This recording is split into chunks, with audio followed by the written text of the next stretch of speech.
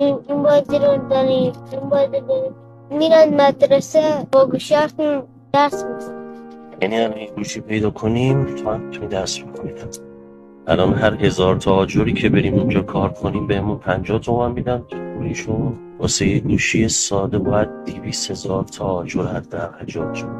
از فردا بریم 100,000 تا من 100,000 تا تو آیا همین بریم هم کار کنیم. 600 شما.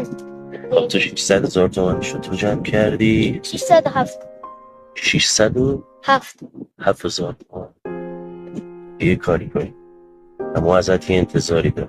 انتظار داره که همینجوری که مردونه کار بکنی از درس و مشق تو خوندن نوشتن یاد گرفتن جانم بشه. نظرتی چیه؟ شوق چشمان تو کرد از تو